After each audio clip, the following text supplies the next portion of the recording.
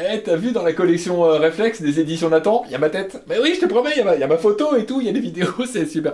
Pardon, le grand oral, vous voulez travailler dessus, ça tombe bien, moi aussi. Alors, petite vidéo qui va vous donner un seul conseil pour pouvoir apporter des connaissances à votre grand oral.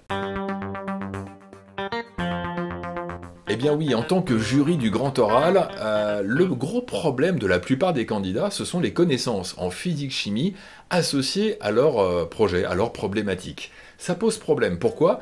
Parce qu'on va évaluer l'interaction que vous avez avec le jury. Or, si vous n'avez pas de connaissances, c'est compliqué d'interagir. Le jury va vous poser une question, vous ne savez pas, il va vous reposer une autre question, vous ne savez toujours pas, vous avez des réponses courtes, donc dans ce cas-là, il n'y a pas d'argumentation, il n'y a pas de connaissances, et donc là, ça pose un vrai problème. Alors je vous donne un conseil, ou une astuce on va dire, pas deux, mais un seul. On le fait ensemble, vous allez voir avec 3 exemples. Prenez votre problématique, définissez les mots-clés déjà. Et puis ensuite, au niveau de votre problématique et de votre première partie que vous allez présenter, vous allez aborder certaines notions. Rattachez ces notions au programme de physique-chimie que je vous mets dans la description de cette vidéo. Allez, au lieu de parler, je vous donne tout simplement un exemple. Regardez ici. Voici la problématique, une problématique que j'ai choisie au hasard. En quoi les technologies sans fil facilitent la communication dans un système d'arrosage? Bon. Mettez-vous à la place du jury. Qu'est-ce qu'il va faire? Il va vous poser des questions sûrement sur quel type de technologie sans fil existe, en quoi ces technologies, quels sont les avantages de ces technologies ou bien les inconvénients. Donc il faut lister un petit peu toutes ces questions sur lesquelles vous devriez normalement répondre. Système d'arrosage, a priori là vous allez sûrement parler d'eau, j'imagine. Alors peut-être qu'il y aura des petites questions en chimie là-dessus, pourquoi pas. Mais regardez, concernant la technologie sans fil, je vous mets un extrait du programme de physique-chimie de terminale STI 2D. Ondes électromagnétiques. Et regardez la première capacité exigible, positionner les domaines fréquentiels, c'est-à-dire les fréquences, des ondes utilisées dans les télécommunications. Eh ben voilà, c'est-à-dire que si je vous pose la question, mais par exemple, vous utilisez des ondes radio, quelle fréquence à peu près? Eh ben ça, vous devez le savoir. Donc, préparez votre grand oral par rapport à cela. Ok? Deuxième problématique, un autre exemple.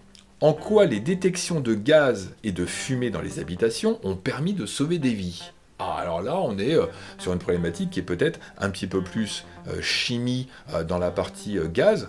Je vous pose une question en tant que jury. Qu'est-ce qu'un gaz? Définissez un gaz par rapport à un liquide, par rapport à un solide. Qu'est-ce qu'une fumée? Il y a une différence entre fumée et gaz? Oui, il y a une différence. Donc ça, vous devez avoir ces réponses-là. Donc pour avoir ces réponses, il faut vous poser vous-même les questions, ou bien demander à un copain, ou bien demander à votre professeur, ou bien aller chercher dans les différents livres, dans les différents manuels. Et si derrière je vous mets effectivement le programme associé, vous avez un programme, une partie du programme en physique-chimie qui s'appelle combustion. Utilisez le modèle de la réaction chimique pour déterminer l'énergie échangée entre le système chimique étudié et le milieu extérieur lors d'une combustion complète. Pourquoi je parle de combustion? Parce que des fumées, généralement, ça veut dire qu'il y a un incendie dans votre appartement ou dans votre maison ou dans votre restaurant. Donc incendie, c'est une combustion. Eh ben, je vous pose une question en tant que jury. Qu'est-ce qu'une combustion? Vous voyez? Eh bien voilà, faites-vous des petites fiches, notez un peu toutes ces questions que vous pourriez avoir, et ça va comme ça étoffer vos connaissances, et ça vous permettra de répondre à toutes les questions du jury. Et enfin, troisième problématique, comment concevoir un bar-restaurant le plus autonome possible énergétiquement? Eh bien là, je vous laisse aller chercher dans le programme qu'est-ce que vous pourriez avoir comme connaissance pour pouvoir répondre à des questions.